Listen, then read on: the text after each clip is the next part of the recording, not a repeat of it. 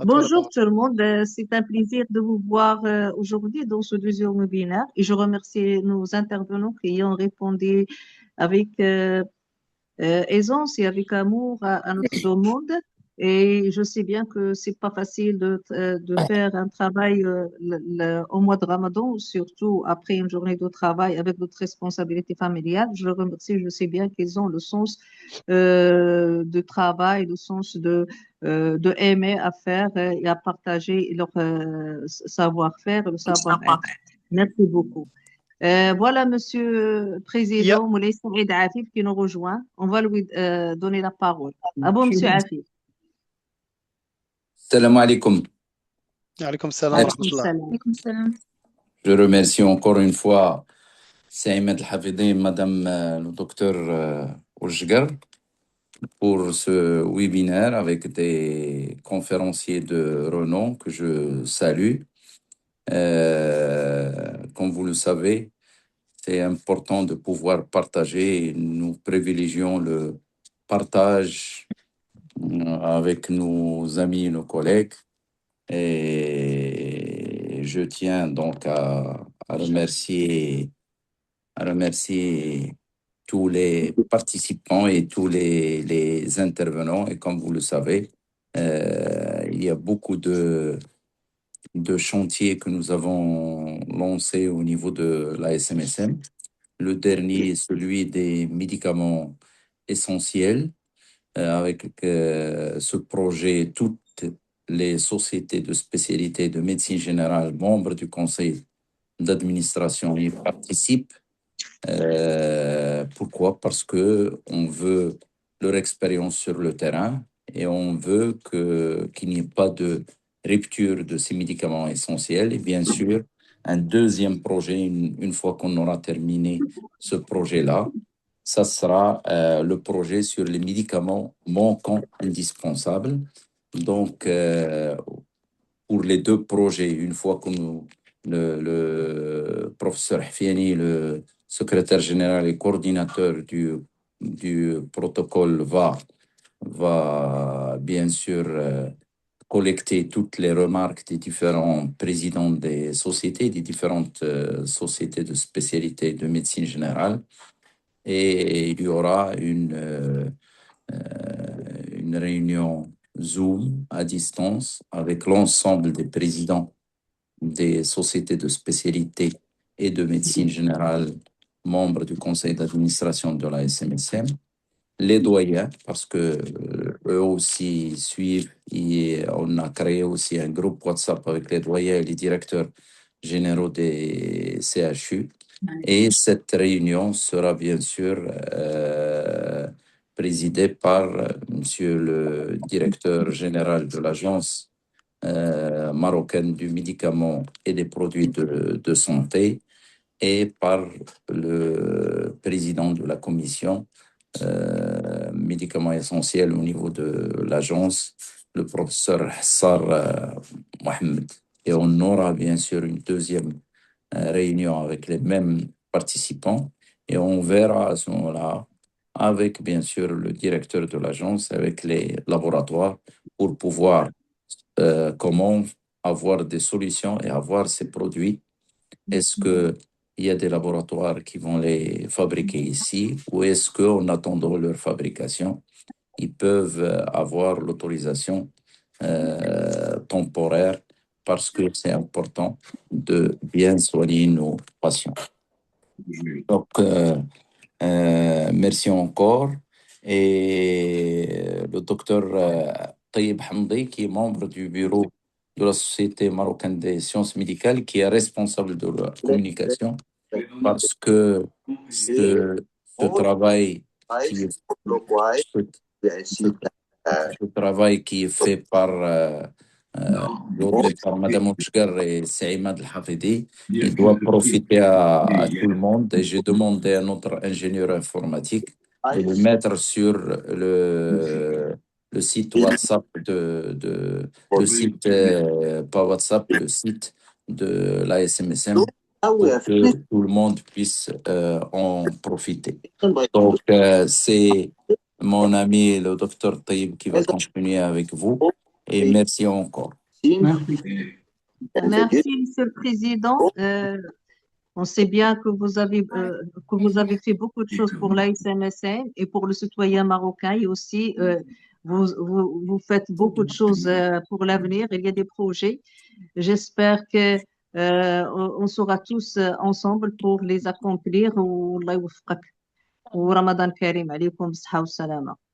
Docteur Hamdi, est-ce que vous voulez dire un petit mot ou bien on entame Oui, il faut le débat? vas-y, c'est Taïb. ايوا Vas-y, dis un يومين petit mot. ايام ويكملوا Merci, merci, Monsieur le Président. Merci, Madame Sgar. Donc, Ramadan زعما Karim pour tout le ما monde. وسامة Effectivement, c'est تبغي parmi تبدا les missions de la SMSM.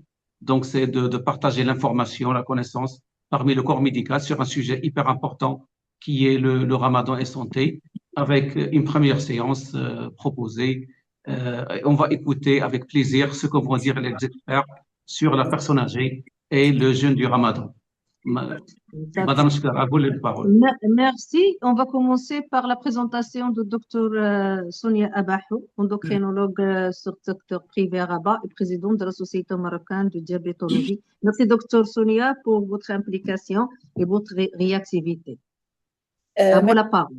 Merci Najat. Tout d'abord, je remercie la SMC pour tout ce qu'elle a fait et pour tout ce qu'elle fait maintenant et dans l'avenir à travers Monsieur le Président et tout le bureau. Je suis très contente d'être parmi vous. Donc, je ne peux pas refuser une demande ni à la SMSM ni à Najat, surtout à Najat. Donc, il m'a été confié. Le sujet, c'est la personne âgée, mais il m'a été confié de parler du traitement en fait, Ramadan et thyroïde, donc sur la demande de ma chère Najat. Donc voilà, je vais partager mon écran. Est-ce que vous pouvez couper vos micros, s'il vous plaît, notamment le iPhone de Anis depuis tout à l'heure, cher ami. Coupez vos micros, s'il vous plaît. Madame. Merci beaucoup. Madame Khouloud Oulache aussi. Merci. Partage de l'écran. Je ne sais pas si mon écran a été partagé. Pas encore. Je ne sais pas. Alors, tout ce qui est technologie. Alors. Il faut aller dans partager. Oui, c'est ce que j'ai fait. J'ai fait partager. Autoriser le partage d'écran. Allez-y. Écran. Ça passe pas, je ne sais pas pourquoi. Ça passe pas. Donc, est-ce que je peux le faire sans partage d'écran? Sinon, ce que je peux vous proposer, docteur Abahou, vous pouvez me l'envoyer par mail et moi je le partage depuis mon écran, c'est déjà arrivé. Et comme ça, vous me dites juste de passer et je passe les slides comme vous le souhaitez, comme vous voulez.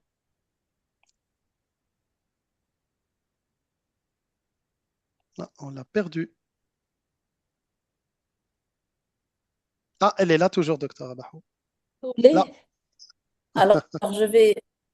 Donc, j'ai un keynote, c'est pas grave?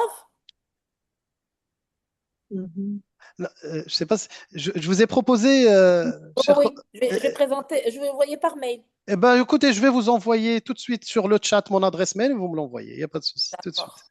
Tout de suite. Et, Alors, en attendant, donc voilà, c'est un sujet intéressant parce qu'en fait, c'est parmi les consultations Ramadan, on a en général. Alors, le chat. Excusez-moi, je n'ai pas l'habitude de tout ça. je suis en train de l'écrire, hein, il n'est pas encore arrivé. Le chat de la réunion. Le chat du webinaire. Je voulais envoyer qu'à vous. Hein. Ouais. Alors, comme je disais, c'est en fait parmi les consultations, en fait, on peut dire que 90% des consultations. C'est bon, vous l'avez. Oui, c'est le diabète. Donc, c'est en fait le diabète. Mais après, en 10%, on a ces consultations Excusez-moi.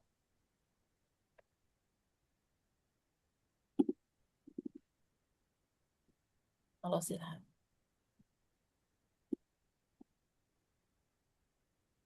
Je vais l'écrire là. Est-ce que je vais l'écrire?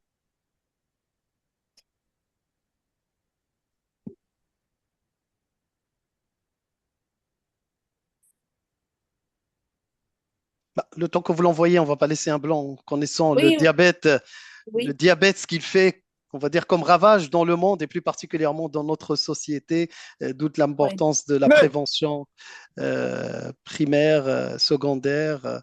Et d'ailleurs, l'une des pathologies qui reste sur le podium, qui tue le plus au Maroc, il y a le diabète, les maladies cardiovasculaires et le cancer. Parfait. Donc, il y a tout un travail à faire, et notamment en termes de sensibilisation de nos collègues, d'abord de première ligne, de tous les spécialistes. Je pense que c'est une affaire de tout le monde, et y compris le citoyen.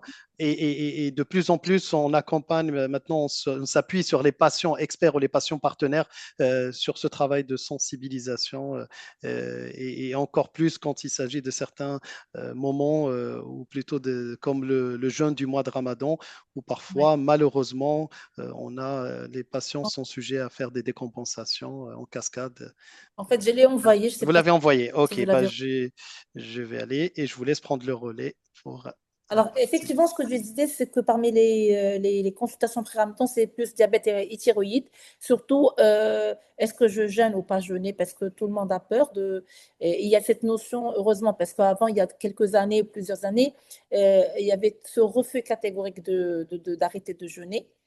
Euh, donc, même actuellement, il y a les gens, ils sont plus conscients et ça, c'est très important, très intéressant. Ça nous aide un petit peu, nous, que ce soit pour le diabète, que ce soit pour la thyroïde, que ce soit pour la maladie, pour la l'insuffisance rénalienne aussi, comme cas d'endocrinologie. Donc, pour la thyroïde, c'est plus pas la question jeûner ou pas jeûner, mais c'est aussi comment jeûner et quelles sont les précautions à prendre. Je sais pas si vous avez reçu ma Non, présence. toujours pas. Il n'est pas arrivé. Vous n'avez pas fait d'erreur sur mon adresse mail. C'est pour ça, parfois, c'est. J'ai- Non, j'ai envoyé. C'est la bonne adresse. Vous n'avez pas oublié le chiffre à la fin. Non, non, non. Ok. J'ai mis tout. En fait, c'est un mail de la Société marocaine de diabétologie. Ah, C'est pas de d'accord. moi. Ah, bah c'est bon, il est arrivé. Il est Voilà. arrivé. Donc, c'était le Et temps qu'il traverse la mer et il est ah, arrivé. Voilà. Hop. pourtant, à bord, je suis proche hein, par rapport à. Attendez, je vais voir si Avec la j'arrive fatigue à. du Ramadan. Alors, en fait, la thyroïde, comme vous savez, c'est une petite glande, mais qui a beaucoup d'importance dans le corps humain. Elle, quand elle fonctionne bien, tout est bien. Quand elle fonctionne un peu plus, le tout est déréglé, donc on est en hyperactivité. Donc, et quand elle fonctionne moins bien, donc on est en hypothyroïdie. Cela dépend des cas. Donc, c'est toujours pas. J'arrive pas à l'ouvrir. Vous m'avez envoyé en mode PowerPoint. J'arrive pas à l'ouvrir, non. Non, C'est pas. c'est un Keynote parce que c'est un Mac. Ah, c'est un Keynote. Et alors, il faut que je l'ouvre avec quoi? Un Vous a- bloc-notes? Non, non, Ou un Word? vous avez. Attendez, je vais voir si j'y arrive avec. Alors, on peut là, en fait, c'est pour la thyroïde, c'est très facile, c'est pas grave, on peut faire, je vais y aller sans présentation, en fait. D'accord. Voilà, donc, on va y arriver. Je vais essayer d'être très claire et des messages. En fait, c'est plus les messages que je veux passer. Allez-y. Donc, excusez-moi. Voilà. Donc, je disais que comme vous savez, la thyroïde, c'est une glande, je vais pas, c'est une glande qui est là, à la base du cou, qui est très, très importante, très intéressante. Elle nous produit les hormones thyroïdiennes T3 et T4. Donc, la nutrition aussi est très, très importante parce que ça, je vais en parler après. Donc, dans l'introduction, j'ai parlé un petit peu de ce qu'elle fait quand elle fonctionne moins bien ou pas ou plus. Mais il y a un volet très important qui est le volet de la nutrition et qui est très important aussi sur le mois de Ramadan. Parce qu'en fait, qu'est-ce que j'ai? J'ai des malades qui viennent me dire, voilà, ils ont déjà un problème thyroïdien. Est-ce que je jeûne ou pas jeûner? Qu'est-ce que je dois manger? Quand je prends ton médicament, c'est pas comme le diabète C'est vraiment, ils doivent savoir, il faut calculer un score, est-ce qu'ils peuvent jeûner ou pas. Et ça a été dit dans le webinaire d'avant. La théorie, c'est plus des précautions et la prise, comment je fais. Donc voilà, comme je disais, donc je vais parler de la nutrition parce que c'est très important pour savoir que ces hormones thyroïdiennes, on a besoin de précurseurs, notamment des acides aminés, comme la tyrosine et la phénylalanine. Donc, et ces acides aminés, on a besoin de précurseurs et de nutriments. C'est-à-dire, il faut manger pour en avoir ça, parce que ce sont à la base de la production des hormones thyroïdiennes. Ça, c'est pour la population normale qui n'ont pas de problème de thyroïde. Mais ils sont dans l'obligation et ils ont besoin de prendre ces nutriments. Donc, l'aliment le plus intéressant pour avoir ces acides aminés, c'est les œufs. Ce qu'on a et ça c'est très intéressant. Donc après les œufs, tout ce qui est le cholestérol, donc c'est plus le cas. Donc il faut savoir combien manger et comment manger. Et puis aussi il y a des nutriments qui sont très très intéressants. Donc pour le bon fonctionnement de la thyroïde, notamment avoir des hormones thyroïdiennes qui sont bien, c'est le sélénium, le zinc, la vitamine D et le fer. Alors en fait, où est-ce qu'on va trouver ces éléments? Donc, comme vous savez, l'iode, c'est beaucoup les produits de la mer, les algues aussi. Avec le sel de table qu'on a, on a quasiment presque tout ce qu'on veut, tout ce qu'on a besoin d'iode pour fabriquer ou pour aider à la fabrication des hormones thyroïdiennes. Alors, le sélénium, la source la plus intéressante, c'est le noix du Brésil. Et pour le zinc, c'est des graines, c'est toutes les graines de sésame, les graines de courge. Et bien sûr, la vitamine D, c'est le bain de soleil. Donc, on sait au Maroc qu'on a vraiment des jours très ensoleillés, mais on n'en profite pas. Donc, voilà. Donc, après, je commencerai par cas, parce qu'en fait, dans la thyroïde, quelles sont les 4 personnes qu'on va avoir? C'est des personnes qui ont une hypothyroïdie, donc la thyroïde ne fonctionne, produit des hormones peu ou pas. Ou bien dans l'hypothyroïdie post-chirurgicale, c'est des gens qui ont été opérés par thyroïdectomie totale et donc ils n'ont plus de thyroïde et par conséquent, ils n'ont plus d'hormones thyroïdiennes. Donc, ceux-là sont des gens qui ont des patients qui ont besoin d'un traitement à vie. Comme vous savez, en dehors de Ramadan, on a ce traitement, c'est le lévothyrox. Donc, on n'a qu'un seul médicament. Donc, des dosages différents, cela dépend de ses besoins qui sont décidés avec le médecin traitant. Et le plus important, c'est l'observance du traitement. C'est le traitement tous les jours et encore plus, et ça c'est très, très, très important, c'est de prendre le traitement 30 minutes avant le petit déjeuner. Alors, Ramadan, on a le premier repas, c'est le ftour. Donc, on propose 2 choses pour nos malades. Les malades qui qui ont une hypothyroïdie et qui prennent du lévothyrox, quel que soit le dosage, bien sûr. Soit c'est... Alors, on a plusieurs cas de figure, ça dépend. Si c'est une femme au foyer ou une femme... Donc, moi, je dis toujours, moi, autant que femme, on est les dernières à se mettre à table parce qu'on veut toujours qu'on pose les plats chauds et, c'est-à-dire, l'Eden, elle doit prendre son médicament et là, elle doit attendre 20 minutes avant de prendre le repas. C'est-à-dire, je lui propose de prendre ce médicament d'aller prier, de ranger ce qu'il faut arranger et puis se mettre à table pour manger, mais 20 minutes après. Donc, nous, on recommande 30 minutes, mais pour Ramadan, on peut aller à 20 minutes avant le ftour. Alors, chose aussi pour, par exemple, des personnes qui vont faire leur prière à la mosquée, c'est possible aussi parce que le temps d'arriver, on a vraiment dépassé. Ils ramènent leurs médicaments, mais ne doivent pas prendre ni date ni rien du tout, juste de l'eau et le comprimé.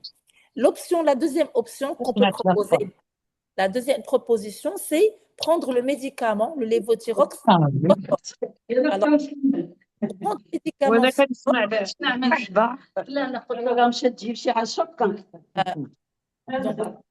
il y a quelqu'un qui parle. Madame Fouzia Tlemcani, vous pouvez couper votre micro, Madame Tlemcani? Alors, je disais, la deuxième option qui est plus adaptée, donc c'est de prendre le médicament au sahur. Alors là, il faut que la personne se lève. Donc, il y a 2 cas de figure sahur. Il y a des gens qui ne prennent pas le sahur. Donc, c'est-à-dire qu'ils mangent, par exemple, on peut dire, mais actuellement, l'Adan, il est à 5h30, 5h40. Donc, eux, ils mangent à minuit. Donc, ils peuvent prendre le lévothyrox à 5h30 ou à 5h et ne rien prendre, que leur médicament et l'eau, mais avec la condition que 4 heures avant, ils n'ont rien mangé, c'est-à-dire ils ont fini de manger à minuit. Ça, c'est une option. Au sahur. La deuxième option au sahur, c'est-à-dire c'est des gens qui vont prendre le sahur et donc on leur dit quand même de se lever 1h30 avant l'Adhan pour qu'ils prennent leurs médicaments, attendre 30 minutes et manger aisément, c'est-à-dire qu'ils prennent le temps de manger aussi. Donc ça, c'est une deuxième option aussi qu'on peut proposer. Et bien sûr, c'est adapté, c'est au profil patient et chaque patient pourra prendre en fait, la proposition qui lui plaît. Alors, pour moi, personnellement, je préfère celle du sahur. Pourquoi? Parce que le sahur, c'est le matin, donc, et ça ne va pas faire un chamboulement. C'est-à-dire, quand c'est plus ramadan, c'est question, on va prendre au petit déjeuner, donc on est proche. Pas comme le prendre au ftour, mais c'est le cas par cas. Il y a des gens qui n'arrivent pas à se lever, donc il faut toujours personnaliser l'approche par rapport à chaque patient. Donc voilà, je pense que pour l'hypothyroïdie, si je conclus, c'est des gens qui peuvent jeûner. La prise de médicaments, s'ils préfèrent le prendre, ils doivent attendre 20 à 30 minutes avant de prendre le repas.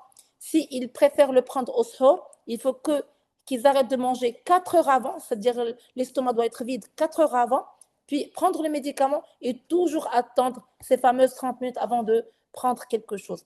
Pour ceux qui dînent à minuit et qui ne mangent rien au sahur, là, ils peuvent s'éveiller, c'est-à-dire se réveiller que pour prendre le médicament avec de l'eau et bien sûr jeûner sans problème. Donc, on n'est pas dans l'obligation de manger 30 minutes après, mais c'est qu'il ne faut pas manger les 30 minutes pour ne pas qu'il soit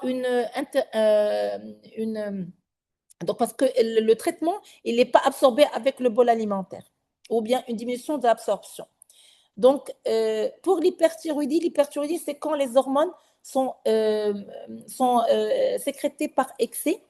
Et là, donc, on a deux cas de figure. On a l'hyperthyroïdie récente, c'est-à-dire on reçoit en plein ramadan ou le premier jour ou juste avant une personne avec une hyperthyroïdie. Donc, qui dit hyperthyroïdie dit cliniquement une tachycardie, une asthénie, des sueurs, donc un état d'anxiété. Donc, ça dépend de la profondeur parce que la TSH dans l'hyperthyroïdie, la TSH est freinée, mais la FT4 est élevée. Quand la FT4 dépasse quelque peu la limite normale, la limite haute normale, donc la clinique elle est pas très parlante, mais quand on a une FT4 très élevée, on parle d'une hyperthyroïdie profonde, et là, on peut, donc il faut vraiment, le patient doit consulter le cardiologue pour ajuster son traitement bêta-bloqueur, et bien sûr, selon son état cardiaque, est-ce qu'il n'y a pas de retentissement cardiaque, et c'est le cardiologue qui va décider de le faire jeûner ou pas jeûner. Mais pour nous, c'est une simple hyperthyroïdie, donc on permet le jeûne, il n'y a pas de souci. Bien sûr, le traitement de l'hyperthyroïdie, c'est les antithyroïdiens de synthèse, donc leur prise, il n'y a pas beaucoup de conditions dans leur prise, ça dépend si on préfère, si c'est un comprimé, on peut faire 2 fois par jour, c'est-à-dire au ftour et au sahur, et on peut aussi les prendre, c'est-à-dire toute la dose, à même un seul repas, pour une bonne observance que je recommande aussi. Et je recommande le repas du ftour, c'est-à-dire après le ftour. Donc, pour une hyperthyroïdie stable, c'est-à-dire une personne qui a une maladie de base d'eau qu'on traite et qui vient là pour contrôle, donc bien sûr, il peut jeûner, il doit jeûner. Et le traitement, ça dépend si lui, il préfère, parce qu'il y a toujours une préférence. Quand on n'a pas de conditions médicales ou qu'on n'a pas un plus à avoir pour faire des conditions, toujours on personnalise. C'est-à-dire, il y a des personnes qui veulent prendre le médicament 2 fois par jour. Il y a certains qui préfèrent prendre toutes les comprimés une fois. Donc, on peut les faire, c'est-à-dire les deux options sont possibles. Donc, soit prendre le médicament au ftour, soit au médicament au sahur, soit les partager en deux, mais c'est un médicament qui se prend après le repas, donc il n'y a pas de souci. Donc, dans la thyroïde, il n'y a pas que les hormones thyroïdiennes, il y a aussi les nodules. Donc, les nodules thyroïdiens, que ce soit bénins. Donc, des fois, ça, c'est un autre sujet, parce qu'il y a ceux qui qui traitent par des traitements freinateurs, ceux qui ne le font pas. Donc, que nodule thyroïdien, donc pour ces patients, ils peuvent jeûner, il n'y a pas de problème. Donc, si leur médecin leur a prescrit un traitement, sûrement c'est du lévothyrox, c'est la même chose, c'est les mêmes conditions dont j'en ai parlé tout à l'heure. Pour le goitre thyroïdien, qui est une élévation du volume de la thyroïde, donc en général qu'on met sous traitement freinateur par du lévothyrox, en fait, c'est les mêmes conditions comme j'en ai parlé de l'hypothyroïdie, c'est un comprimé Oftor ou Ashor, mais toujours j'insiste sur les 30 minutes avant le repas. Donc, après, je peux dire un mot sur le bilan thyroïdien, la TSH, bien sûr, il peut être fait pendant le ramadan, ma keftarch, il n'y a pas de souci. Donc, à n'importe quel moment de la journée, parce que on ne dose pas les hormones, donc on peut le faire à n'importe quel moment de la journée, il n'y a pas de souci.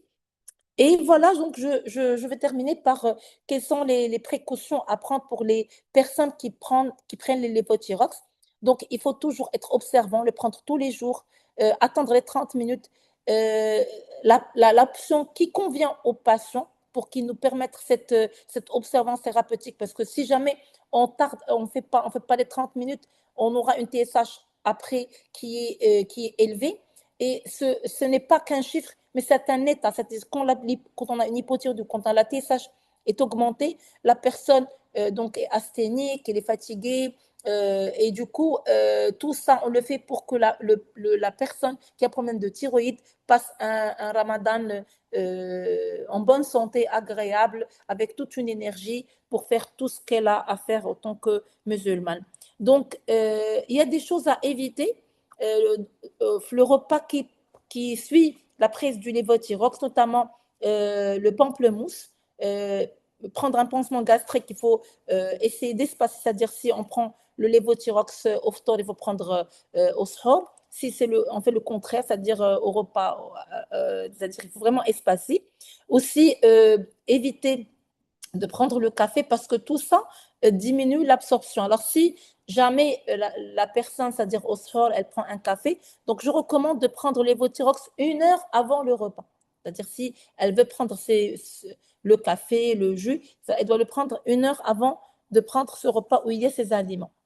Donc, en conclusion, les personnes qui ont un problème de thyroïde, الجيش لم تكن في البنات وحدها بل كانت في الروح المعنوية العالية وفي alors, une consultation pré-ramadan s'impose, pas pour dire jeûner, comment jeûner, mais surtout, pour moi, c'est pour ajuster le traitement, parce que une personne qui va jeûner avec une TSH élevée, une hypothyroïdie qui n'est pas stable, donc ça va être très, très difficile pour lui de veiller, etc., de faire tout ce qu'il faut pendant le ramadan. On sait qu'on on veille la nuit. Et ça pour jeûner en toute sécurité. Et je vous souhaite Ramadan Karim à tous et à tous ceux qui sont avec nous dans le Wina. Merci beaucoup.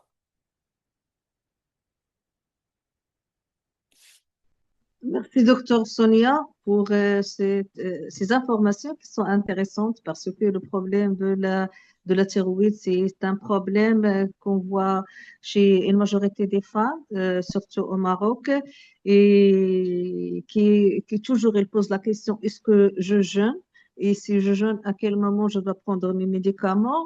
Et je sais que vous envoyez dans vos consultations, et même en consultation de médecine générale, des personnes qui sont suivies pour ce problème-là de santé. Votre présentation, elle est intéressante et je vous remercie pour les explications et pour le fait que vous l'avez présenté comme on vous l'a demandé pour répondre aux questions qui nous ont été posées. Merci à vous. J'espère que j'étais complète et que j'ai répondu aux questions. C'est très bien parce que les questions qu'on avait, vous en avez répondu. Merci beaucoup. C'est docteur Inad, vous n'avez pas de questions à Madame Sonia. On va la laisser passer. Alors, Je préfère laisser peut-être à la fin. Pour moi, la présentation de Dr Abahou, elle est parfaite, claire, synthétique. Et je pense que n'importe qui peut prendre des petites notes, il comprendra tout. Moi-même, j'ai pris des petites notes et c'est très clair. Merci, Dr Abahou. Et s'il y a de toute Ravi. façon, j'ai marqué que pour nos confrères et consoeurs, s'ils ont des questions, ils peuvent toujours les poser au chat et on peut y revenir à la fin. Mais en tout cas, c'était très, très clair, précis et synthétique. Merci beaucoup, Dr Merci. Abahou. Merci. Donc, on passe. Donc, on peut Allez-y. passer. Je ne sais pas si le professeur Nafi, il est là. Si, il était là Professeur, depuis, il est, depuis- il Oui, est, je Elle est suis là là. depuis le début, hein. il est là. Et c'est la Je suis là. première à être dans le zone. Donc, on va passer la parole au professeur Nafi, professeur de psychiatrie au niveau du CHU de Rabat, à l'hôpital Razi, et enseignante de la faculté de médecine. Je vous remercie pour votre implication et pour votre réactivité. Et je vous passe la parole. Je sais bien que le mois de Ramadan, et pour certaines personnes, il a une action psychologique et que vous voyez beaucoup de malades qui ont des problèmes psychologiques et que vous traitez. J'aimerais bien que vous partagez avec nous votre expérience par rapport à cela et merci beaucoup pour être avec nous. Avec grand plaisir, cher Najat. Bonjour à tous. Merci pour votre invitation. Ramadan Karim avec les meilleurs vœux. En fait, cette habitude d'être avant l'heure, je l'ai apprise de mes patients. Parce que comme je travaille beaucoup avec les sujets âgés, ce sont des sujets qui n'aiment pas attendre. Donc, l'heure, c'est l'heure. Avant l'heure, c'est pas l'heure. Après l'heure, c'est pas l'heure. Donc, pour eux, ils sont là à 9h tapante. Vous devez être là à 9h moins 5 pour les accueillir. Donc, bien sûr, ça se comprend. Il y en a qui sont sous traitement. Ils doivent venir consulter puis partir chez eux pour prendre le traitement avec tous les impératifs que cela nécessite. Il y en a qui tout simplement ne supportent pas d'attendre. Il y en a qui sont impatients de nature et il y en a qui sont tellement dans l'handicap physique que, bien sûr, il ne faut pas les faire traîner. Donc, sans trop attendre, je vais partager mon écran, si vous permettez.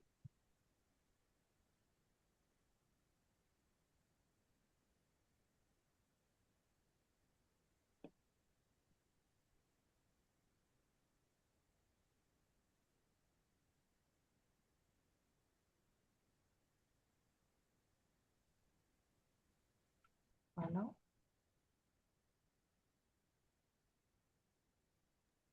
Ok, c'est très bien, docteur. C'est bon? Oui, Non. très bien. Non, non, non, non. Merci. Non, Non? non, on voit que la partie introduction. Peut-être il fallait juste agrandir là où il y a Réduire les un deux peu. flèches. Ah, là, c'est Réduire, Oui, ça va. parfait. oui, C'est parfait. Réduire, oui. ça va. Il fallait Vous la réduire. laissez Voilà, comme ça, c'est bien. parfait. Très bien, C'est parfait. d'accord. Donc voilà, donc comme avait dit Dr Oulch Karnajet, je suis professeur Hindate, je suis enseignante de psychiatrie à la faculté de médecine et pharmacie de Rabat et également j'exerce à l'hôpital psychiatrique universitaire Razi à Salé sous l'affiliation du CHU et l'INSINA. Je gère le service de gérontopsychiatrie avec hôpital de jour, activité occupationnelle et troubles neurocognitifs. Et je suis la directrice du diplôme universitaire de la santé mentale pour la personne âgée à la faculté de médecine pharmacie de Rabat. Donc, comme vous voyez, les sujets âgés, c'est quelque chose qui me passionne, ça me prend très à cœur. Je réponds toujours présente dès qu'il y a un séminaire, un webinaire ou n'importe quelle formation qui concerne les sujets âgés parce que vraiment, la santé de nos seniors est quelque chose qui doit être toujours au premier plan.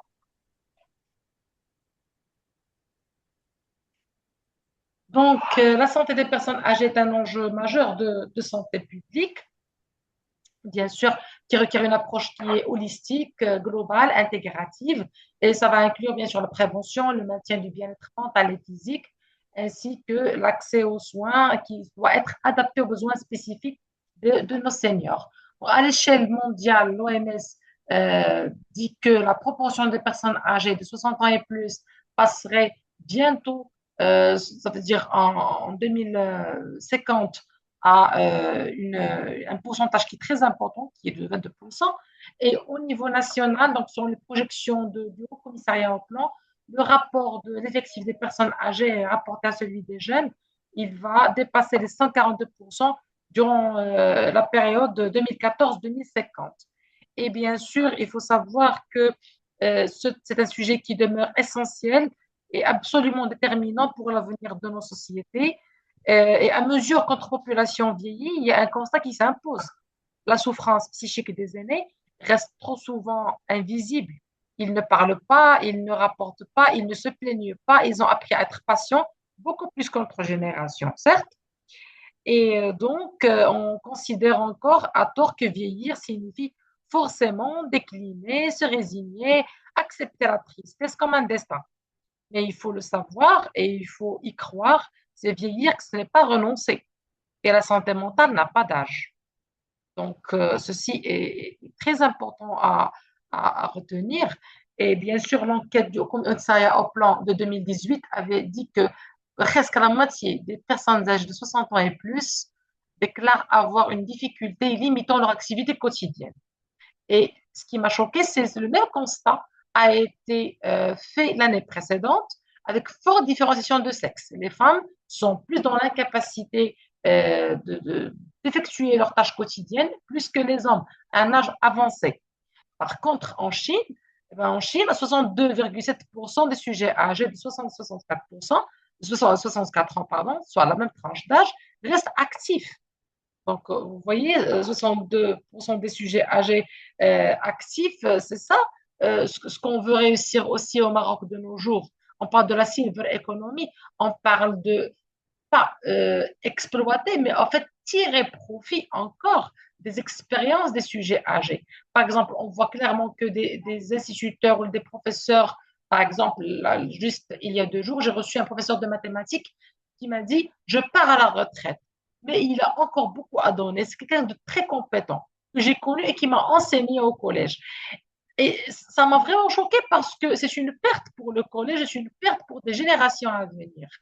Je lui ai proposé, puisqu'il est encore aussi actif, c'est pas autonome, je lui ai dit pourquoi ne pas voir avec l'académie ou avec les organismes responsables et vous donner des formations, vous donner des formations continues pour les jeunes instituteurs qui n'ont pas encore autant d'expérience que vous.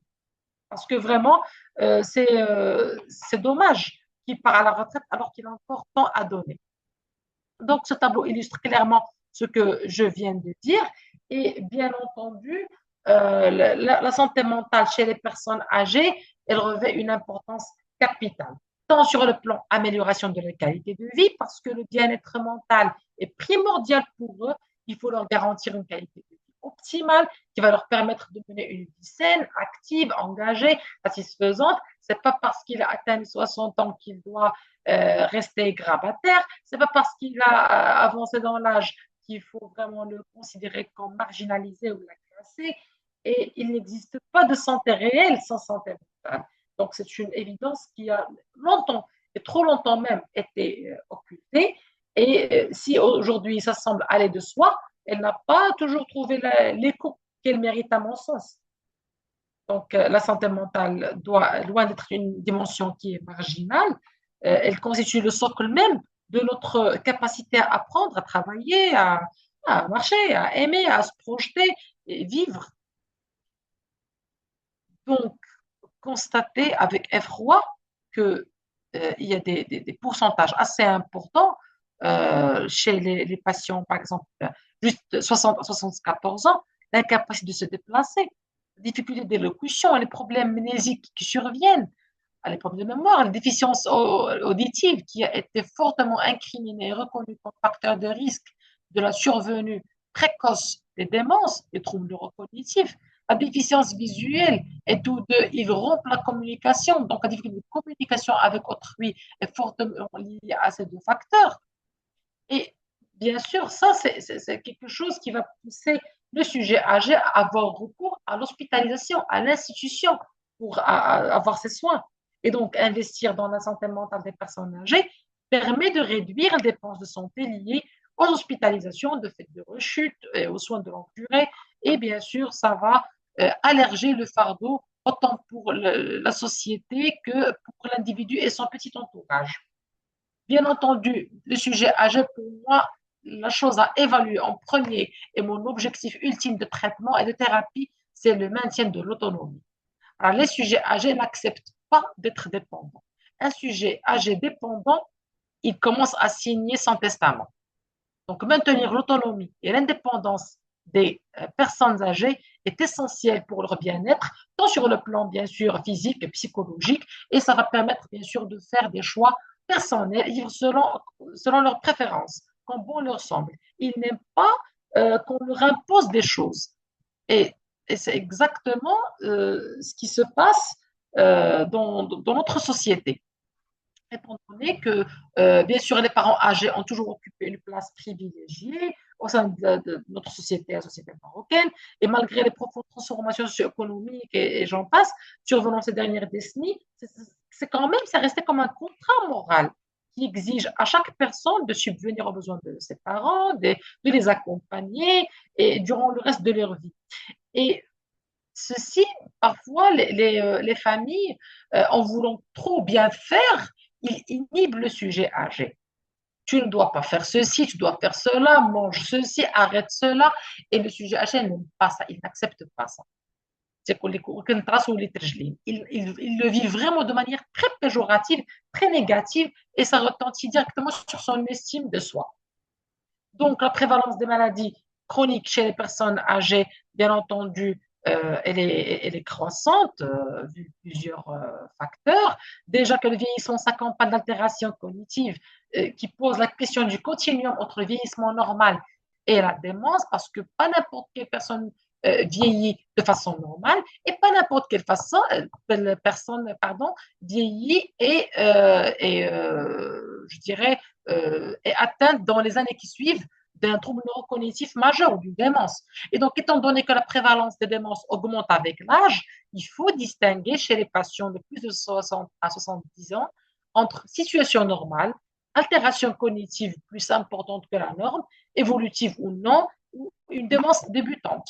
Donc, tout ceci requiert une expertise médicale de pointe.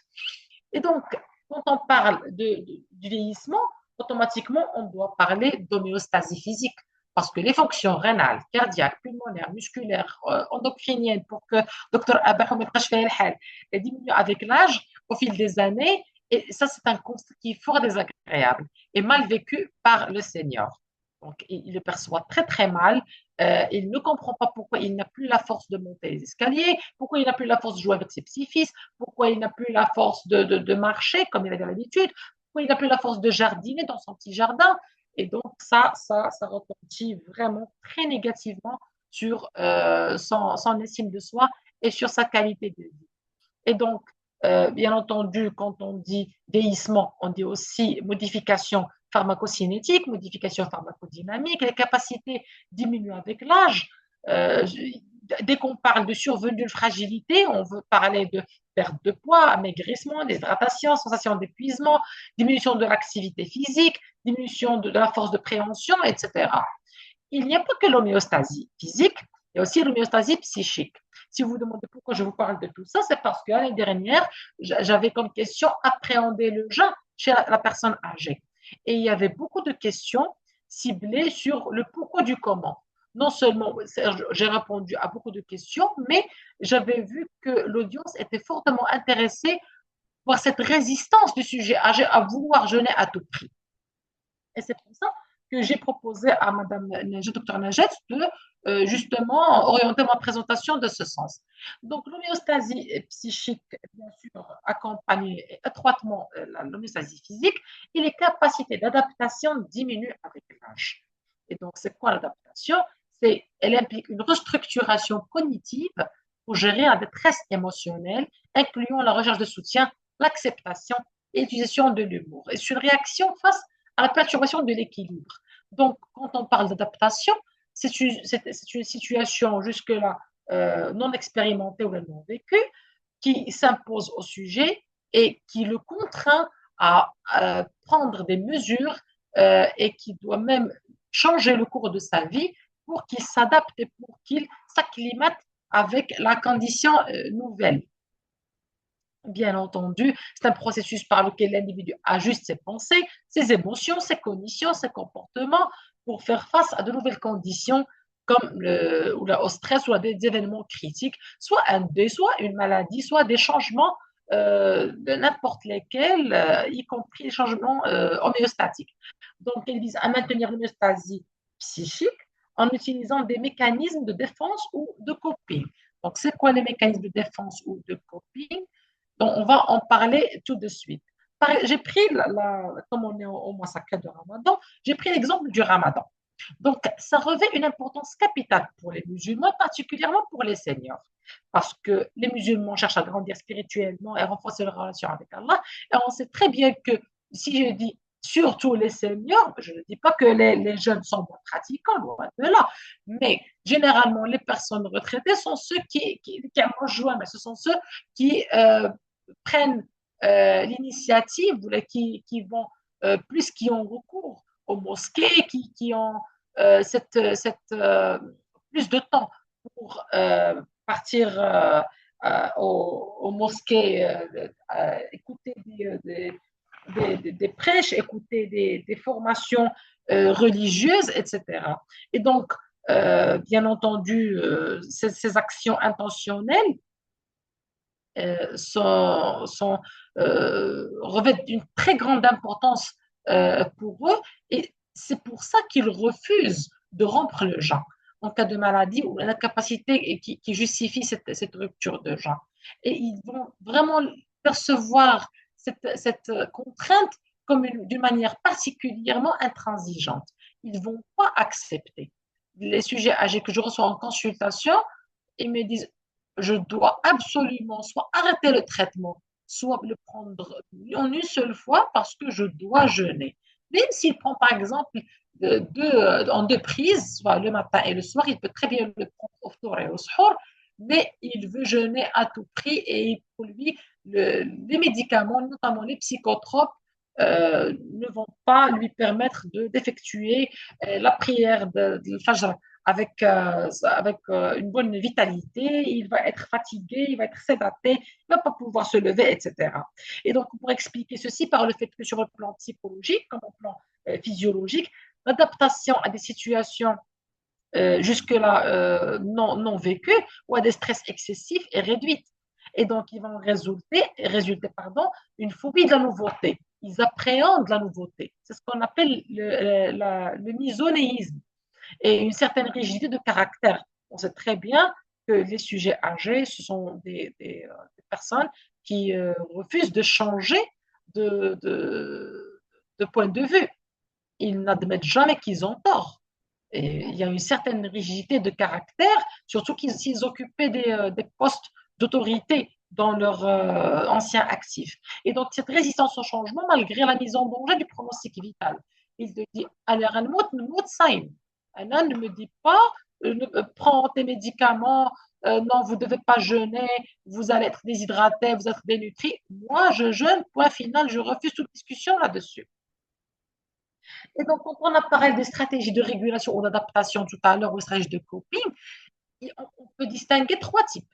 Des stratégies actives, donc c'est la résolution de problèmes, on recherche du soutien social, la recherche de sens. Donc, on prend le temps pour expliquer à la personne âgée pourquoi vous devez rompre le jeûne, pourquoi c'est essentiel pour vous de veiller à votre bien-être physique et psychique avant de refuser de ne pas jeûner.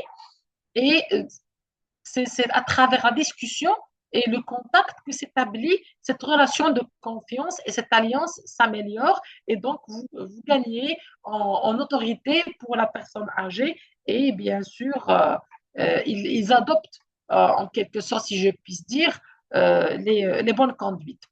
Les stratégies de régulation passive sont des mécanismes qui sont inconscients, comme le déni, la projection, la rationalisation.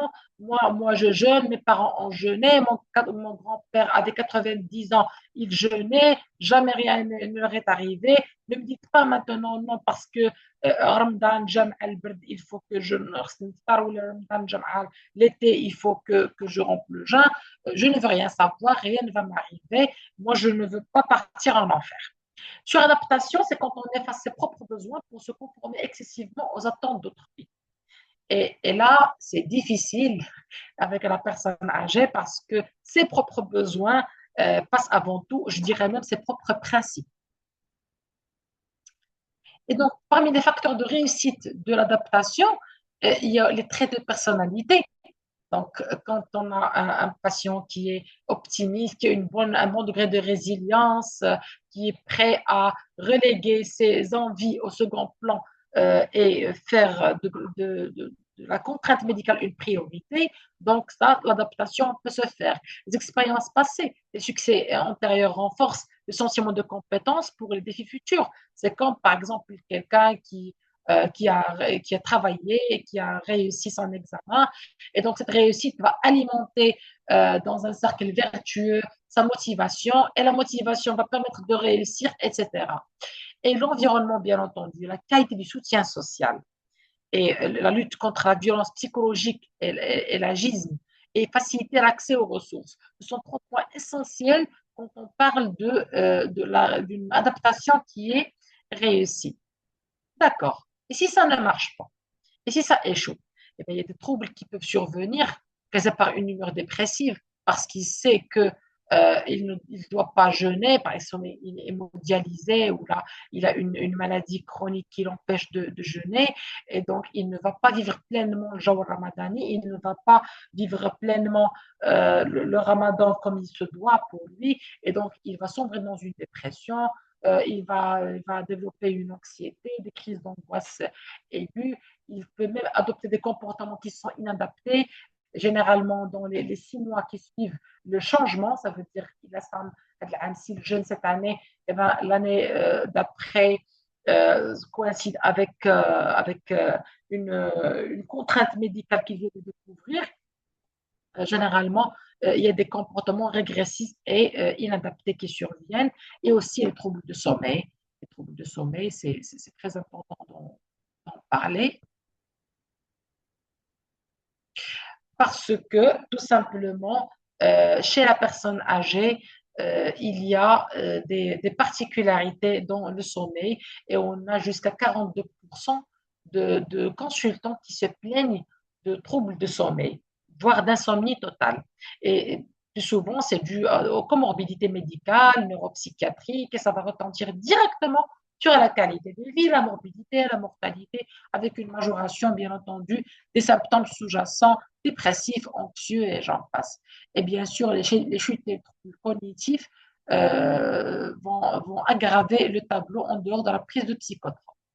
Et chez le sujet âgé, il y a une modification de l'architecture du sommeil. Il y a une avance de phase, un sommeil qui est plus fragmenté, notamment pour les hommes qui se lèvent pour aller fréquemment aux toilettes à cause de la maudite prostate. L'efficacité tant du sommeil total, l'augmentation de la fragmentation du sommeil par des réveils nocturnes fréquents, notamment aussi par des cauchemars, parce qu'il y a des médicaments qui donnent des cauchemars et ça, ce sont des effets notoires dont on parle très très rarement.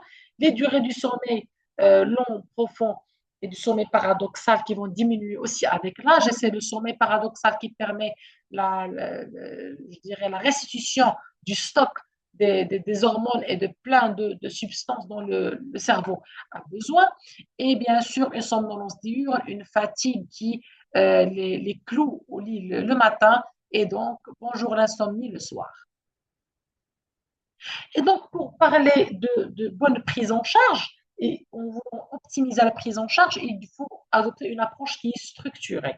Et donc, ça va se baser sur la psychoéducation, expliquer au patient son terrain et lui expliquer qu'est-ce qu'il a comme maladie, quels sont les médicaments qu'il doit prendre, quelles sont les mesures qu'il doit prendre, est-ce qu'il doit jeûner ou pas, est-ce qu'il peut jeûner ou pas, est-ce qu'il peut, par exemple, jeûner. Moi, par exemple, les sujets âgés, je leur dis, vous voulez jeûner? Pas de problème, prenez vos médicaments à temps. Pour ceux qui peuvent. Pour ceux qui ne peuvent pas, je suis intransigeante. Et bien entendu, une bonne psychoéducation passe elle également par le fait de les orienter sur le plan alimentation.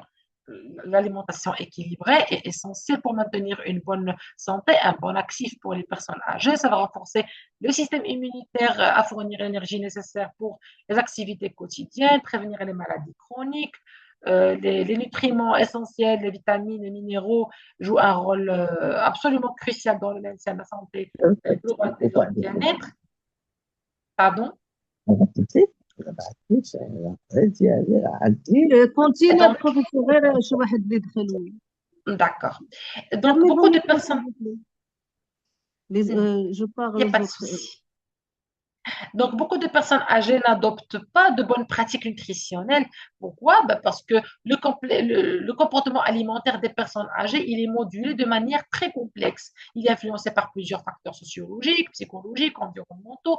Mais il ne peut pas se mettre à table avec vous au sein de votre famille et lui, il ne jeûne pas. Il vous dit, moi, je n'ai rien à faire à table. Moi, j'ai mangé toute la journée. Ce n'est pas de mon ressort de venir me précipiter à table le premier. Alors que non, il faut absolument garder les mêmes coutumes, les mêmes rituels pour justement l'aider à avoir une bonne acclimatation, une bonne adaptation. Et bien sûr, parce que la malnutrition représente un risque sérieux pour les seniors et ça va entraîner une diminution de la force physique, la perte du poids, susceptibilité aux maladies et ça va retentir négativement sur son autonomie. Et bien sûr, il faut collaborer avec les spécialistes qui prennent en charge une éventuelle comorbidité somatique. Nos amis somaticiens sont fréquemment sollicités par nous, mais je ne peux pas dire que ça en fait autant pour eux. Nous sollicitons rarement pour les personnes âgées. Et il faut évaluer régulièrement l'état de santé physique et psychique du senior, ainsi que la tolérance au traitement. Si le traitement est bien instauré, ça, la réponse au traitement, l'amélioration est clinique, le progrès de son autonomie, comment gérer et mener à bien une thérapie à base de médicaments et de psychothérapie afin d'assurer une bonne prise en charge qui soit efficace et adaptée à leur santé. Alors que faire? Qu'est-ce qu'il faut faire? Eh bien, tout simplement garder des liens enrichissant avec son entourage. Il faut toujours impliquer la famille dans le processus de prise en charge, parvenir à appréhender son environnement malgré les incessants changements imposés par la société au détriment des plus faibles généralement, accompagner, c'est le mot-clé, lors des processus de changement. Il faut le rassurer, lui dire qu'on est là, qu'on est avec lui, qu'on le comprend surtout, parce qu'ils se sont toujours incompris.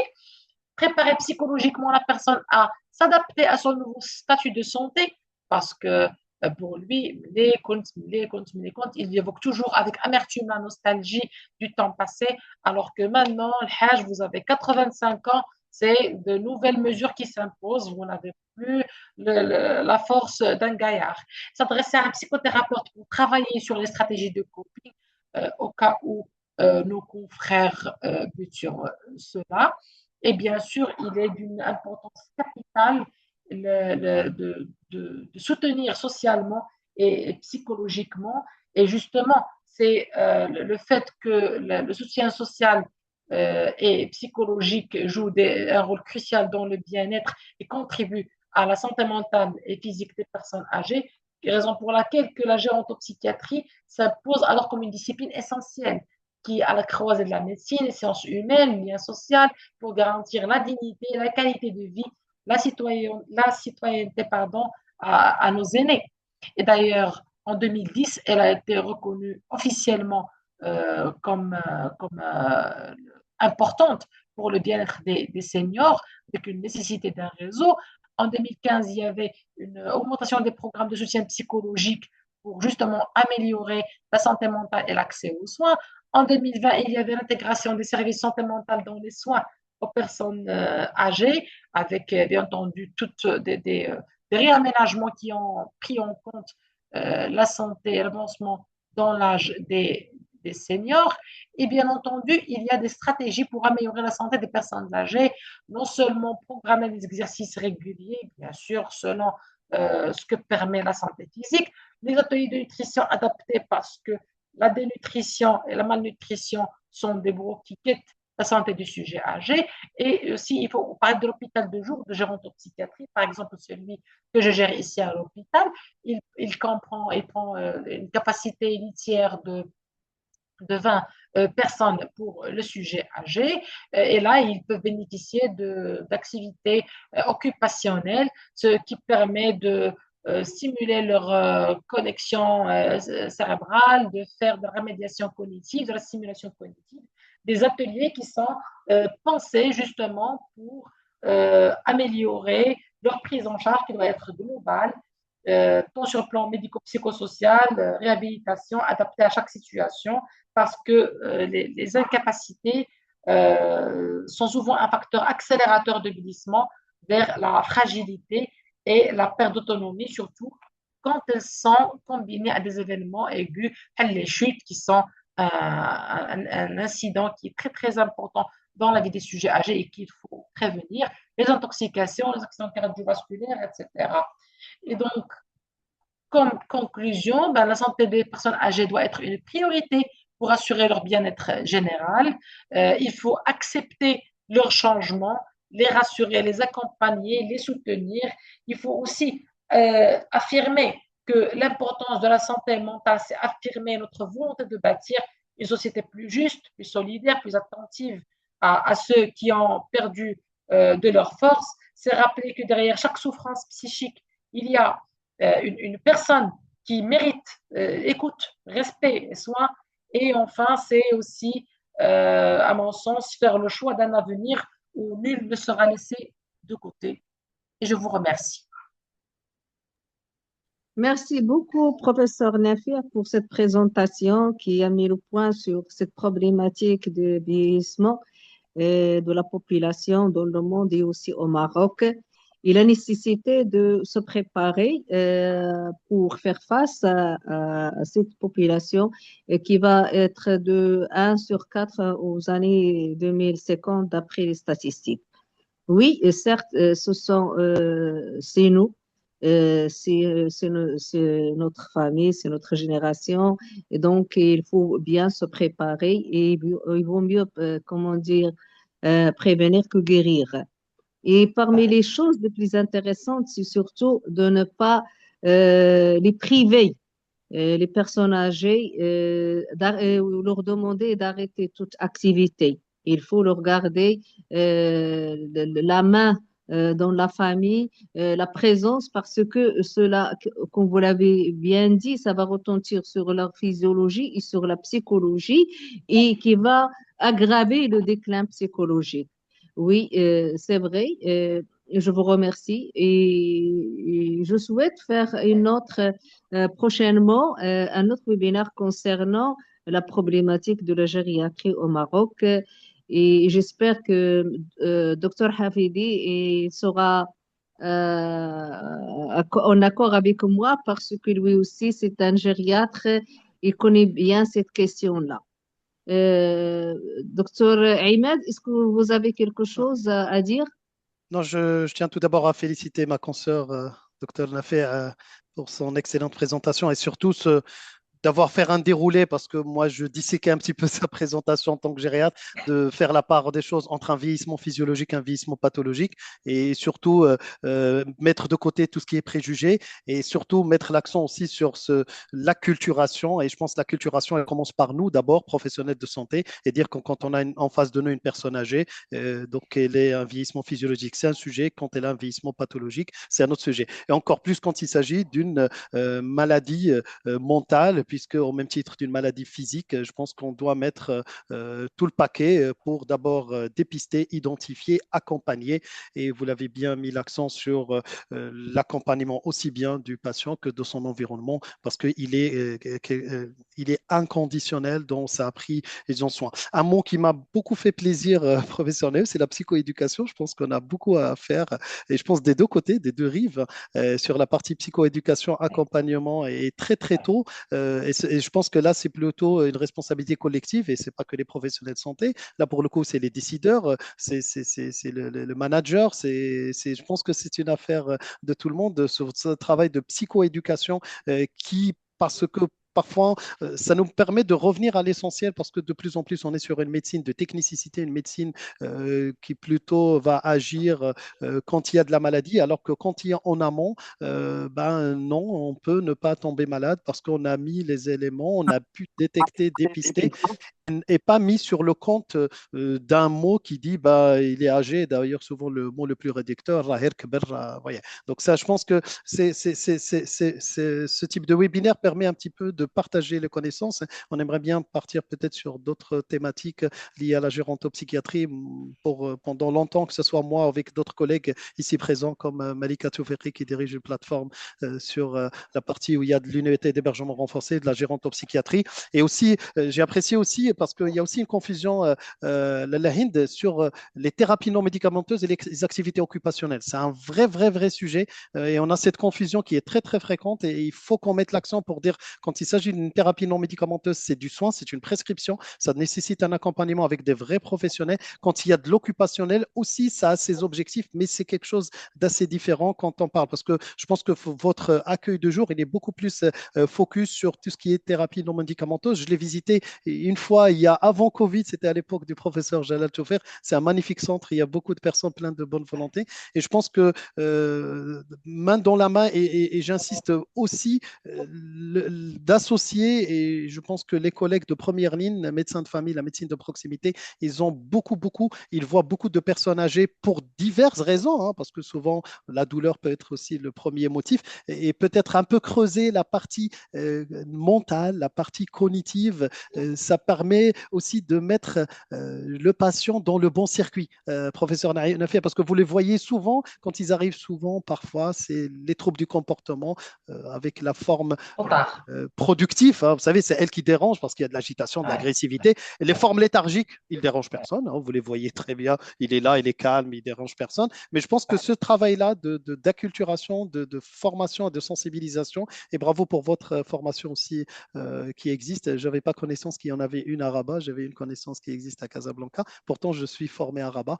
Donc, c'est très bien qu'il y ait ce type de formation pour sensibiliser tout type de professionnels. Bravo pour votre intervention. On va voir s'il y a d'autres questions. On n'hésitera pas à revenir vers vous, professeur Nafir, et surtout dire qu'il y a un défi. Je pense que le défi de demain, c'est le vieillissement fulgurant de notre population au Maroc. Et je ne sais pas si on a mesuré le pourcentage que vous avez dit. Bah, les plus de 70 ans, c'est déjà plus de 63% d'augmentation. Facteur de risque de l'âge, donc les maladies neurocognitives, ils vont exploser de plus en plus et plus. Et pour eux et pour l'entourage, ça, vous le voyez. Donc, je pense que c'est un travail collectif et à travers des sociétés savantes comme la Société marocaine des sciences médicales, on ne peut que partager notre savoir au profit de nos concitoyens et à premier les seniors, et vous l'avez bien dit, à qui on leur doit beaucoup. Vous avez mis un petit accent sur la dimension ethnopsychologique et culturelle. Ça, c'est quelque chose de très important chez nous, qu'on soit médecin ou peu. Donc, quand on a en face de nous une personne âgée, vraiment, c'est une autre relation. Moi, peut-être, j'ai fait de ça mon métier depuis 22 ans, mais je pense que n'importe quel collègue, quand il a en face de lui une personne âgée, on prend le temps de lui expliquer, lui et son entourage. Donc, on va continuer à partager ce savoir. Et merci encore une fois, professeur Nafir et professeur et docteur Dahou. Abahou, c'est ça? Abahou, pour ces deux premières présentations très riches, très excellentes. Et je pense qu'on n'a qu'une envie, c'est continuer à échanger avec vous. Mais le temps nous presse, on va passer à notre prochain confrère, le docteur Et c'est Acharqi. docteur À toi, Acharqi Najat, pour Mohamed. l'introduire, notre Oui, c'est collègue. docteur Acharqi Mohamed, c'est un grand ami. Docteur Acharqi Mohamed, c'est un gastro-entérologue à l'hôpital Ibn Sina. Et c'est le président de l'association Action Urgence, avec qui j'ai fait pas mal d'actions. Et c'est un homme de terrain.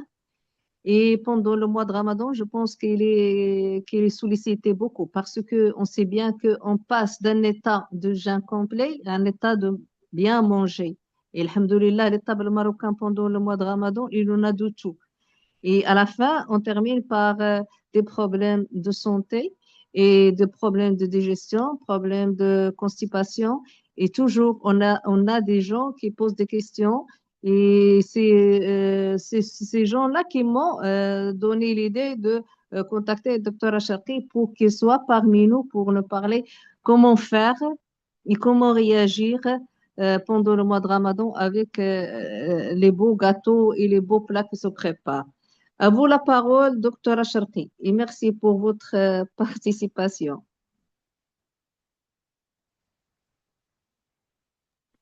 Il faut activer le micro, docteur Acharqi. Juste activer le micro. Il y a Alors, encore. Ah là, c'est bon, c'est parfait. salam alaikum. Merci Alaykoum beaucoup, salam. Leila Najat. Je remercie la Société marocaine des sciences médicales de cette initiative d'organiser ce webinaire. Et je félicite beaucoup cette société savante qui est sur tous les fronts, qui a un atout, c'est qu'elle réunit un panel de médecins de toutes spécialités et qui a un apport important dans la vie médicale au Maroc. Alors, je pense que j'ai pas beaucoup de temps parce que je crois qu'on a dépassé l'heure. Il est 16h14 minutes. Alors, C'est je pas vais essayer grave, d'être... Hein? Je vais c'est pas essayer d'être... grave. c'est pas grave. D'accord. D'accord. Alors, je vais essayer d'être un peu bref et être large parce que c'est un sujet qui est important parce que le tube digestif, c'est le premier organe qui est concerné par le jeûne. Donc, et puis, il y a beaucoup de choses à dire. Donc, j'ai essayé d'être un peu court. Alors, il y a deux questions importantes que je vais essayer de traiter. D'abord, quels sont les gens qui sont autorisés à ne pas jeûner et comment s'alimenter pendant le ramadan? Ce sont deux, je pense, je pense que c'est deux questions importantes du point de vue gastro-entérologique.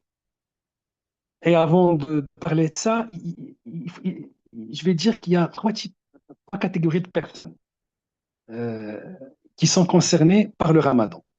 Il y a les personnes qui sont malades, qui ont des maladies organiques, digestives. La deuxième catégorie de personnes, ce sont les sujets qui ont des pathologies fonctionnelles, c'est-à-dire comment l'interaction entre le jeûne et le ramadan et ce type de pathologie fonctionnelle. Et la troisième catégorie de personnes, ce sont les sujets sains, qui n'ont pas de maladie, et surtout comment ces gens doivent s'alimenter. Alors, si on revient à la première catégorie de personnes, ce sont les personnes qui ont des maladies organiques. Ben, en gros, de moi-même, alors, j'ai partagé ces pathologies en pathologies hépatiques, c'est-à-dire les maladies du foie, les maladies du tube digestif bas, c'est-à-dire essentiellement le côlon, et les maladies qui concernent le tube digestif haut, c'est-à-dire l'œsophage et l'estomac. Alors, pour les personnes qui ont des maladies organiques, les maladies hépatiques, alors là, tout dépend parce que, alors je vais dire des choses pratiques. Il y a des gens qui viennent avec des maladies du foie, essentiellement des maladies qui peuvent évoluer vers la cirrhose. Alors là, tout dépend de l'état de l'avancement de la maladie. Si si des patients qui ont un état de cirrhose compensé, c'est-à-dire ou juste une fibrose hépatique, alors ces gens n'ont aucun problème à faire le jeûne et le ramadan. En revanche, ceux qui ont des maladies hépatiques, des cirrhoses décompensées, c'est-à-dire qui ont de l'acide, de l'épanchement péritonéal, qui ont une décompensation sous forme d'ictère, la jaunisse, ou qui ont de l'hémorragie, qui ont des problèmes d'encéphalopathie hépatique, non, ce sont des personnes qui ne doivent pas jeûner, ils sont autorisés à manger, et cette autorisation doit être prescrite par un médecin parce qu'il y a tout un protocole et ils ont des médicaments à prendre et le jeûne peut aggraver leur situation. Ça, enfin, je vais parler en gros, hein. Et puis, il y a les gens qui ont les cancers digestifs. Alors là aussi, tout dépend de l'état du cancer. En gros, il y a trois types de cancers. Il y a des cancers qui sont localisés, c'est-à-dire des cancers où on a une perspective thérapeutique de guérison. Là, ce sont des gens qu'on peut qui doivent jeûner, comme toutes les autres personnes, parce que, comme vous le savez, la cellule cancéreuse, il faut la priver de glucose, il faut la priver de nutriments, donc il faut recommander le jeûne pour ces gens chez qui on vient découvrir un cancer débutant, un cancer jeune, digestif, comme tout type de cancer dans le côlon, où on a, bien sûr, après les examens morphologiques et biologiques, on statue le patient comme c'est un patient chez qui on peut traiter le cancer. On est dans le stade de cancer localisé. Donc, il faut recommander le jeûne. Et ça, c'est très bien. Et puis, il y a la deuxième catégorie de personnes qui ont ces cancers, ce qu'on appelle les cancers localement avancés. C'est-à-dire, on ne peut pas les guérir d'emblée, tout de suite. Alors, il faut démarrer une chimiothérapie, par exemple, ou démarrer un autre traitement pour pouvoir les préparer à une guérison. C'est-à-dire pour les préparer à une chirurgie radicale de guérison R0. Alors, et donc, ces gens ont souvent besoin de chimiothérapie.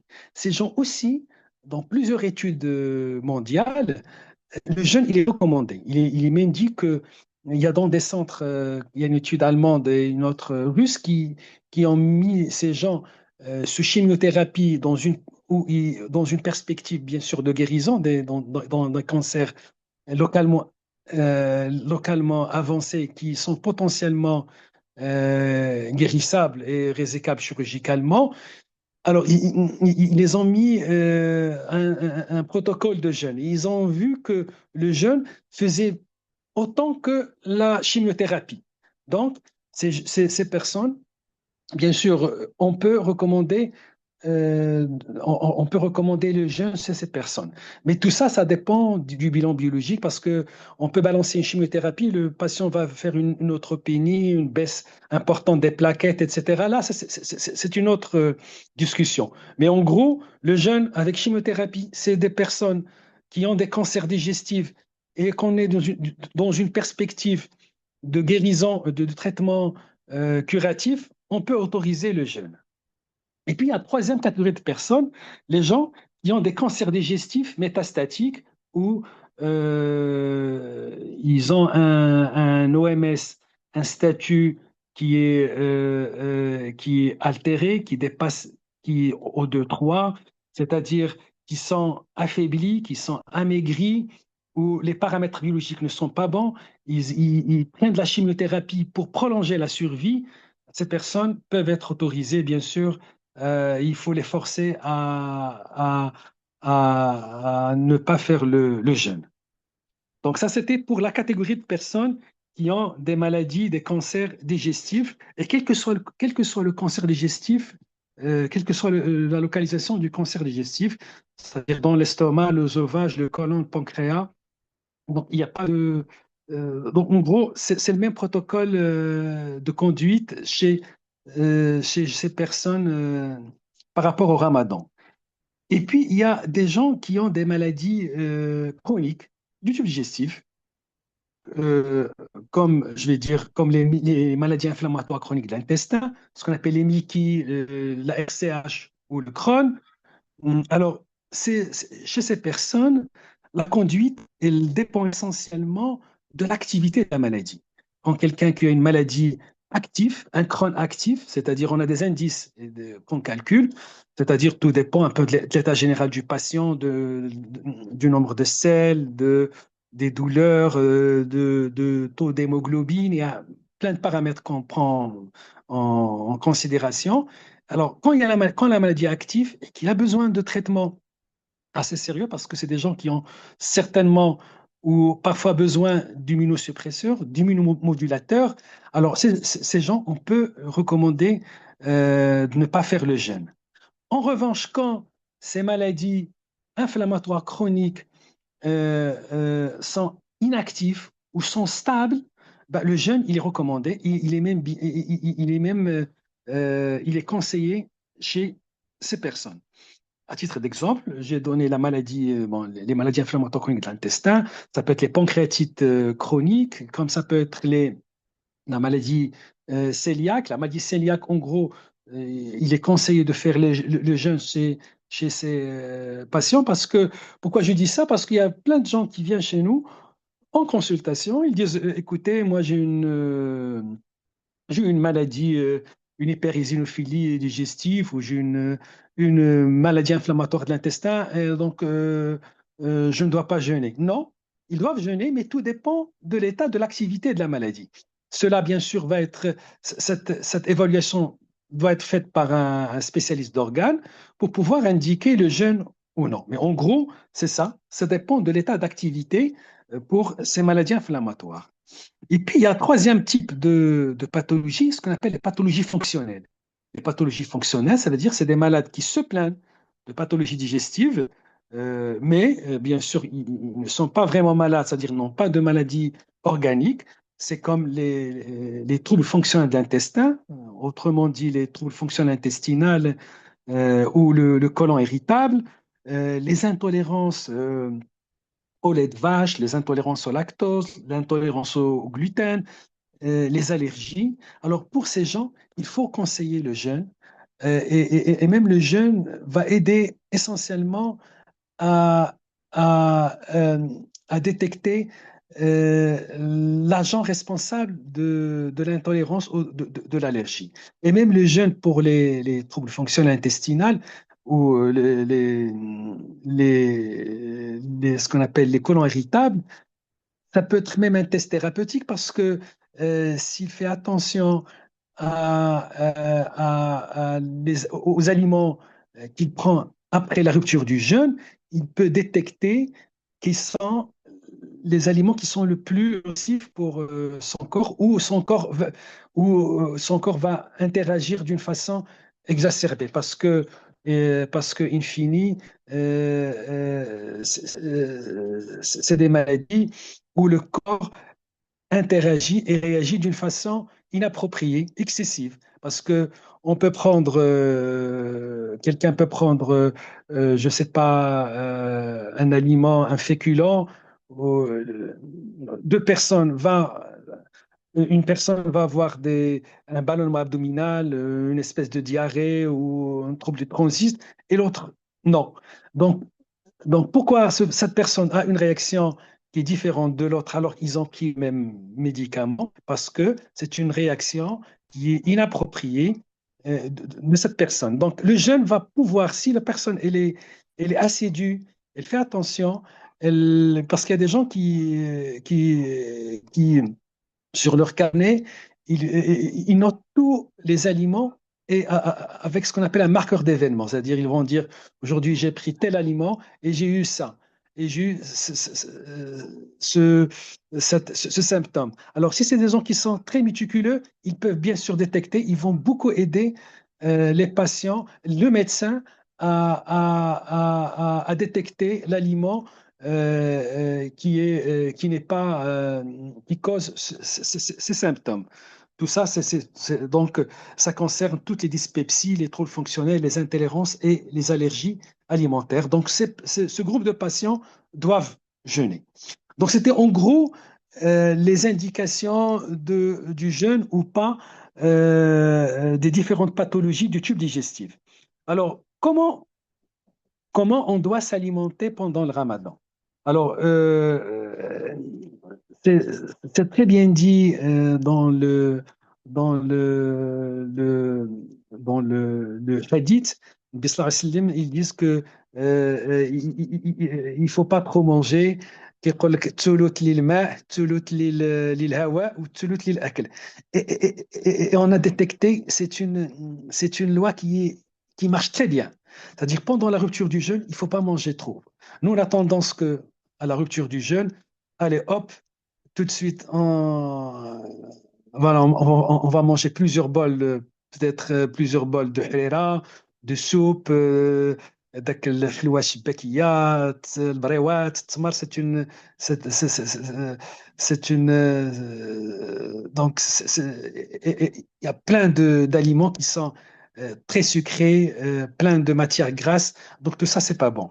Donc ce qui est bien, c'est pendant la rupture du jeûne, il faut prendre des dattes, un peu d'eau il faut aller faire sa prière ou faire une activité physique et puis reprendre l'alimentation doucement, c'est-à-dire il faut jamais manger jusqu'à satiété. C'est-à-dire il faut s'arrêter et toujours avoir l'envie de manger. Donc ça, c'est un élément qui est très important. Il faut manger 3 fois pendant la période où on est autorisé à manger. Donc pendant la rupture du jeûne, on peut manger 2, 3 heures après donc un petit plat pas très consistant, pas très copieux, et éviter les fibres à absorption rapide, les sucreries, c'est pas bon, ou l'aja'in kulla, il faut éviter ça. Et puis, c'est très bien de manger sahur. Sahur, manger un truc très light, type شوية ديال الرايب مع شوية ديال un petit un truc où on a où contient un sucre à absorption lente. Alors, il faut bien se réhydrater. Il faut prendre au moins 2 litres pendant cette période. Euh, et j'attire l'attention que pendant le ramadan, il faut profiter du ramadan pour perdre du poids. Pour tous les gens qui ont ce qu'on appelle hommes, je dis bien femmes et hommes, qui ont cette adéposité abdominale, qui c'est importante, et je suis sûr que ça les dérange, il faut pendant ce temps-là il faut perdre du poids, et c'est pendant le ramadan. Et comment perdre de poids? Tout en respectant ces consignes, c'est-à-dire bien se hydrater, ne pas trop manger. Alors ça, c'est pas bien. Il faut manger lentement, bien mâcher, en petite quantité. On peut manger 2 fois, mais 3 fois, c'est bien. Donc, des repas pas très copieux. Donc, et si on fait ça, bien sûr, on va perdre cet excès de graisse du corps, maigrir. Et surtout, c'est très important parce qu'il faut savoir que le jeûne, il a un effet très important pour tuer toutes les cellules folles, cancéreuses qui échappent à l'apoptose naturelle et quotidienne de l'organisme. Donc, c'est très bien. Et pour préserver ça, c'est pendant la rupture, il ne faut pas aller manger trop de sucreries et trop de graisse. Voilà, donc voilà, je pense que en gros, c'est ce qu'il faut faire. C'est des règles générales qu'il faudra suivre pour pouvoir passer un bon Ramadan sans avoir, sans exagérer les problèmes digestifs de notre organisme. Alors, si vous avez des questions, je suis là pour répondre. Je pense que c'est ce que j'ai à Il y a dire. des questions. Merci, docteur Acharqui, pour cette présentation intéressante qui a mis le point sur le fait que les personnes qui veulent jeûner, ils peuvent jeûner. Mais l'important, et comme il a été dans toutes les présentations dites, les personnes qui ont des maladies organiques, ils doivent faire une visite chez leur médecin pour les aider à choisir soit de jeûner ou bien la façon avec laquelle il faut jeûner et comment prendre leurs médicaments parce que l'idéal et l'objectif, c'est que les gens passent un bon ramadan. Et merci pour le régime que vous nous avez proposé parce que malheureusement, dans la majorité des cas, à la rupture de jeûne, on fait à l'attaque, on mange tout et on essaie de remplir notre estomac et par du n'importe quoi parfois. Et c'est ce qui retentit sur notre soirée et ce que nous fait souffrir le lendemain. Je vous remercie. Je passe la parole à Dr. Ahmed et à Oui, l'assistance s'ils ont des questions.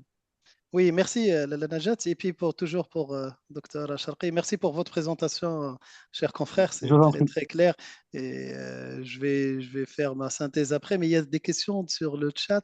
Donc il y a une première question sur quelqu'un qui s'interroge. euh, non, oui, il dit, la question est, j'ai un traitement anti-HP, est-ce que je peux jeûner? Je pense que c'est anti-Helicobacter pylori, si je me trompe Oui, pas. très C'est bien. ça. Alors, oui, alors, je pense, en gros, dans le traitement de l'HP, il y a plusieurs protocoles. Il y a au moins trois protocoles qui sont largement utilisés. Alors, ce que je conseille, moi, aux gens, l'HP n'est jamais c'est jamais une urgence. Passez le ramadan, après, vous prenez le traitement. Ce n'est jamais une urgence parce que l'HP, il est là, et sûrement, il est là depuis plusieurs mois, voire plusieurs années. Donc, ce n'est pas l'urgence de traiter tout de suite l'HP et perturber tout le système digestif parce que, comme vous le savez, il y a plusieurs antibiotiques, il y a 3 à 4 antibiotiques dans le traitement d'éradication du Mycobacter pylori et sûrement, ça altère la flore bactérienne, le microbiote intestinal. Donc, je pense il ne faut pas prendre de traitement HP pendant le ramadan. Après le ramadan, oui. Et toujours quand on prend le traitement HP, il faut associer des probiotiques et des prébiotiques après. Merci beaucoup, réponse très claire. Deuxième question, s'il vous plaît, pour les patients qui ont des problèmes de l'estomac, 2 points, ulcère, gastrite, RGO, quelle attitude à prendre? Merci d'avance. Ah, oui, alors, deux éléments différents. Le RGO, c'est autre chose, c'est pas du tout l'ulcère gastrique. Le RGO, il est indiqué c'est bien de faire le jeûne. Il faut savoir qu'il y a une hyperacidité en fin de journée qui augmente par rapport à la normale.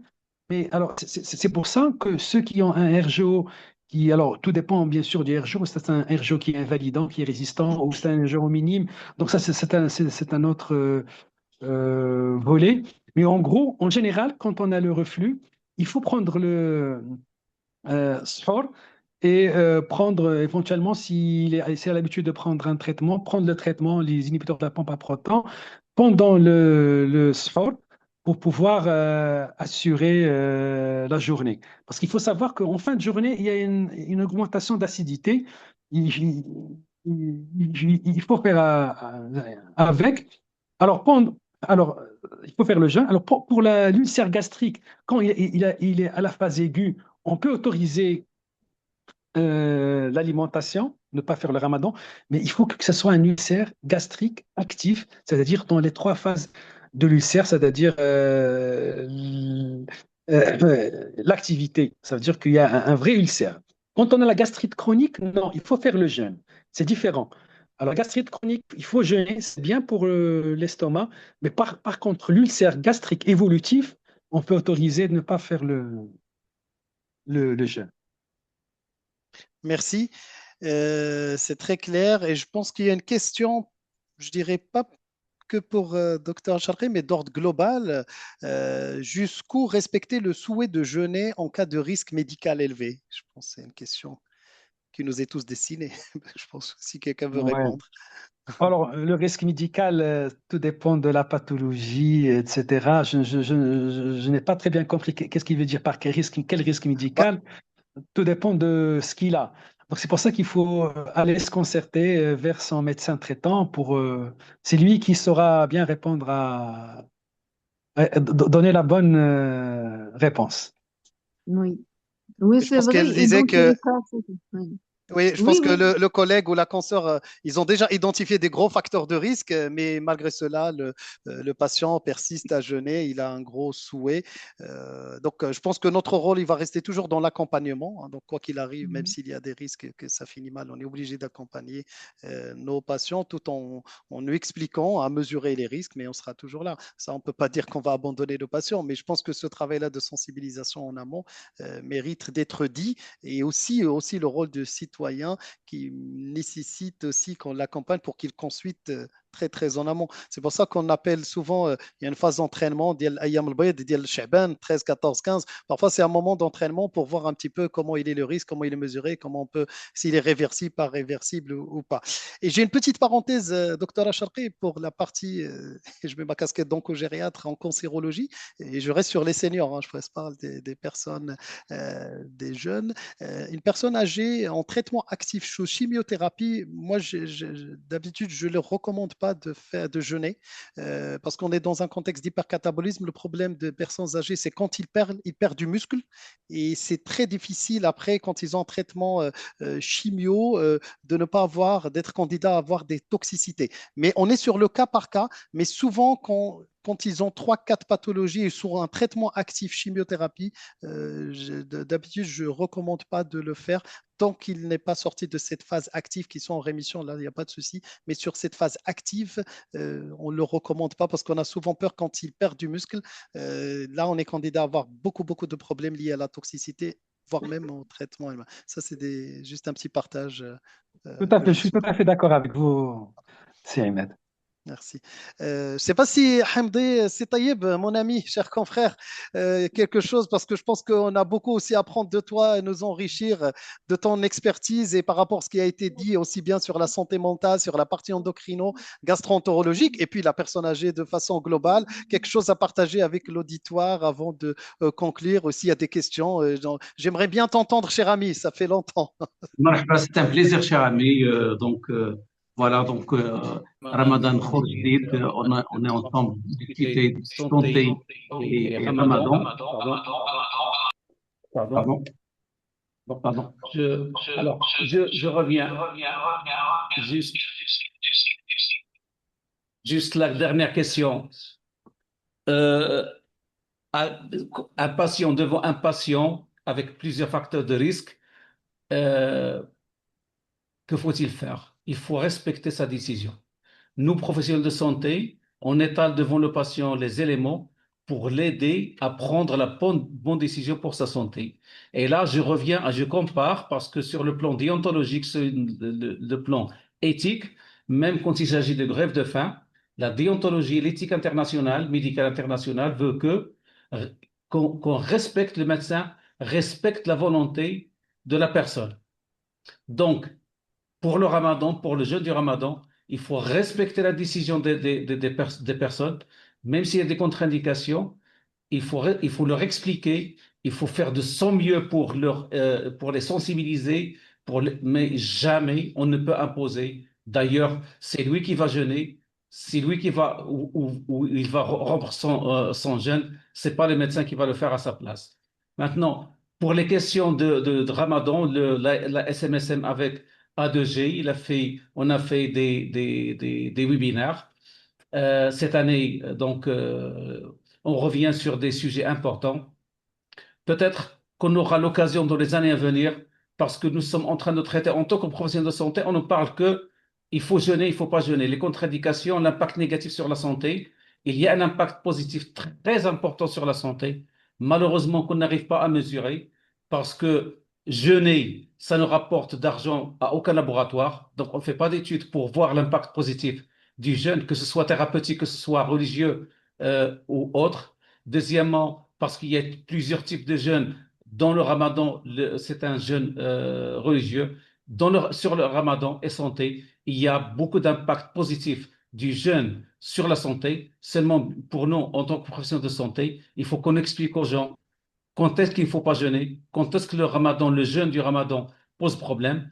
Et deuxième explication qu'on essaie de donner aux gens, et ce qu'on essaie de faire, comme l'a dit Monsieur le Président, Dr Afif, au départ, on va communiquer sur ça.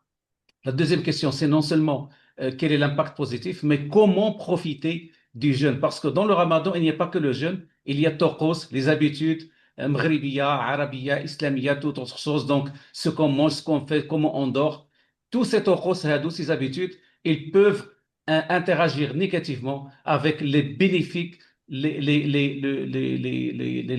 positif du ramadan. Donc, comment bien jeûner le ramadan, que ce soit en bonne santé ou qu'on a des problèmes de santé, comment on peut jeûner et donc allier entre jeûne, ramadan, religion, devoir religieux et une bonne santé.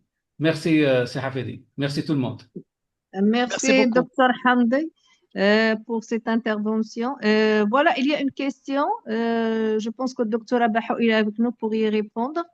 Sur le chat, il y a une question. Est-ce que l'insuliноthérapie et le jeûne peuvent coexister? Docteur Sonia, vous êtes là?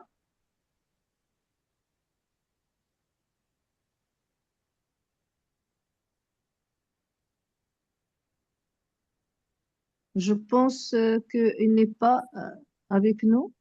Mais dans tous les cas, je pense que dans الويبينار كنا في le premier webinaire, Dr Atman Tazi a insisté sur le fait que les patients sous insulinothérapie ne doivent pas jeûner. Mais dans tous les cas, c'est une question à laquelle ne peut répondre qu'un endocrinologue Alors, sur cette question-là. alors, ça peut coexister, mais avec des liens très, très rigoureux. C'est pour ça que j'ai invité à revisualiser le lien. Il y a de nouveau Dr Abahou qui est en train de se connecter sur la coexistence insulinothérapie et diabète. Est-ce que quelqu'un sous insulinothérapie, est-ce qu'insulinothérapie et jeûne peuvent coexister la Sonia? C'est ça la question qui a été posée. On ne vous entend pas. Activez le micro, Sonia. Non, on n'entend pas. On n'entend pas. Peut-être quand... Ah, là, elle est en train de se connecter. Ah non. On peut passer à l'autre question? Bon. Là, c'est bon. Ça va. D'accord. Bon. Heureusement. Désolée. Alors, le devoir de maman appelle. C'est pas grave. La question, docteur Sonia, c'est est-ce que l'insulinothérapie peut coexister avec le jeûne? Oui. Alors donc cela dépend. Donc déjà de base, le médecin c'est-à-dire on a un score de DAR. Vous pouvez faire calculateur DAR 2026 et vous pouvez chaque médecin peut remplir toutes les questions et à chaque question il y a un score. Il y a 6,5. Si c'est 6,5, on n'autorise pas le jeûne. Donc après, si par exemple une personne, on n'autorise pas le jeûne, mais lui, il veut jeûner, donc il faut toujours l'accompagner. Ça, c'est un devoir de médecin. Donc les insulines où on peut jeûner avec aisance, c'est-à-dire on n'a pas beaucoup peur d'hypoglycémie, c'est les insulines lentes, donc les analogues, les basales, notamment la glargine U100, la glargine U300 et la détémir. Et la Decludec, actuellement, on a la Decludec qui est très, très stable. Donc, on peut jeûner avec. Donc, parce qu'en fait, la lente, on l'a fait le soir. Donc, par exemple, à 10h ou à 9h, on peut maintenir la même injection. La même injection au même moment. Parce que c'est une injection qu'on met, donc, qui est en rapport avec l'heure, pas en rapport avec le repas. Actuellement, il y a, alors les gens qu'on met, on a des analogues où il n'y a pas les prémixés, parce que les prémixés, il faut absolument, c'est-à-dire qu'après 12 heures, il faut mettre une autre injection de prémixé. Actuellement, il y a l'analogue rapide avec l'analogue lente, et donc on a une seule ici au Maroc, c'est la Rizodec. Donc là, avec cette insuline, on peut jeûner, c'est-à-dire pas accompagner le malade pour jeûner et on peut la mettre off-tor. Et quand le repas le plus hyperglycémique off-tor, c'est une injection, c'est une seule injection. Donc on aura la partie rapide qui va gérer cette hyperglycémie qui augmente lors du phtor. Et on a cette lente qui est très lente, c'est la Degludec, qui va maintenir une stabilité pendant tout le long des 24 heures. Alors, qu'il jeûne ou pas, qu'il mette de l'insuline ou pas. Alors là, ce monsieur, c'est-à-dire la personne qui va venir avec une analogue rapide et lente au phtor, on n'a pas peur qu'il nous fasse des hypoglycémies au cours de la journée parce que la rapide, il n'y a plus de rapide et la lente, c'est-à-dire bien on a donné la bonne dose, donc on n'aura pas ce problème. Donc, mais ce que je recommande aussi, parce que c'est facile il peut jeûner, on va un petit peu faire le nécessaire, mais un diabétique doit toujours faire ses glycémies, c'est très, très, très important. Et surtout, le meilleur maintenant, c'est porter un CGM. Pour moi, un diabétique qui veut jeûner qui a de l'insuline ou qui a un sulfamide hypoglycémiant, il doit mettre un CGM. Ce que je dis à mes malades, bon, bien sûr, pas tout le monde suit, mais je vous dis un petit peu, je partage un peu mon expérience. Je leur dis qu'un CGM coûte actuellement 400 dirhams. C'est environ 800 dirhams par mois.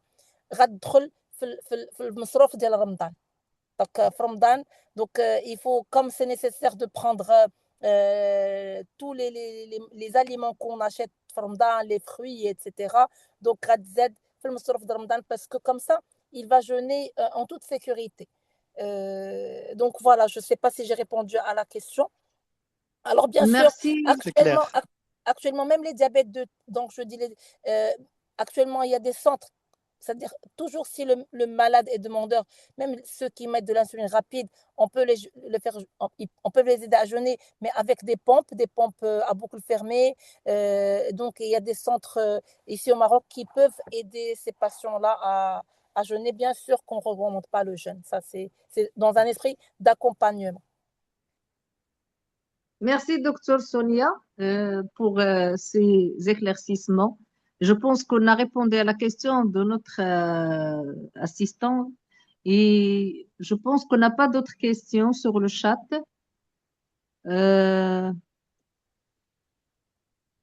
Docteur Imad, est-ce qu'on peut clôturer ce webinaire? Oui. Bah, écoutez, je tiens à te remercier tout d'abord, Najat, pour la commodération. Donc, on va dire que ça devient un rendez-vous incontournable. Peut-être l'année prochaine, ça sera la 5e édition, Inch'Allah. Et je tiens à remercier vivement nos éminents intervenants, Dr. Abahou Sonia, professeur Nafi Hind, Si Mohamed Acharqi pour la qualité de leur présentation et surtout qui émanent du terrain et en prenant compte du contexte culturel. Et ça, c'est très important à le préciser. Et surtout, encore une fois, merci pour la présence de notre ami c'est Hamdi Tayeb. Et c'est vrai, cette note éthique déontologique, elle avait toute sa place dans ce webinaire pour rappeler qu'il faut accompagner nos patients, quelle que soit la décision, dans un esprit bienveillant. Et c'est un peu le contrat qu'on a toujours avec nos patients, quelle que soit la décision, on sera là pour eux. Tout ce travail-là qui doit être fait avant, pendant, en termes d'éducation à la santé. Je pense que c'est un enjeu collectif pour nous tous à continuer cette éducation à la santé à l'égard de nos concitoyens et cette acculturation, ce partage des expertises, ce qu'on fait comme dans ce webinaire ou dans les congrès et qui nous permettent d'être à jour de l'actualité. Donc, je remercie aussi la Société marocaine de sciences médicales de s'associer à ces webinaires qui deviennent aujourd'hui un incontournable entre les deux rives. Je tiens à remercier surtout les membres de l'Alliance euro-marocaine de gériatrie et gérontologie investis un peu partout en Europe, au Maroc et comme on dit aujourd'hui, la marocanité n'a pas de frontières. Je pense que beaucoup d'entre vous ne savent pas si parfois je suis en France ou au Maroc, donc la question ne se pose pas. Donc on va continuer ce travail-là prochainement. Je vous dis Ramadan Mubarak, et je vous dis à bientôt. Il y aura l'enregistrement, je le rappelle, grâce à nos amis de la SMSC qui sera mis sur le site internet de la Société marocaine des sciences médicales et que je partagerai aussi moi sur les réseaux sociaux de la page officielle de l'Alliance euro-marocaine de gériatrie ou gérontologie. Nous restons à votre disposition, même en off. Bravo pour la qualité de vos présentations. وكما تيقولوا المغربيه الله يجازيكم بخير pour ce partage de la science. Je vous dis Ramadan Mubarak et à bientôt. Merci beaucoup. Merci, professeur Nafi. Merci, docteur Abahou. Merci, docteur Acharqi. Merci, docteur Imad. Merci à l'assistance. Merci, monsieur le président Moulay Saïd Afif, qui a tenu que ce webinaire soit maintenu pendant le mois de Ramadan, comme de coutume. Merci aux techniciens. شهر مبارك كريم وأجر مقبول عند الله لكم أجمعين. تبارك الله عليكم. الله يبارك فيك. ميرسي ميرسي أدوجي et merci سي عماد. تبارك الله عليكم.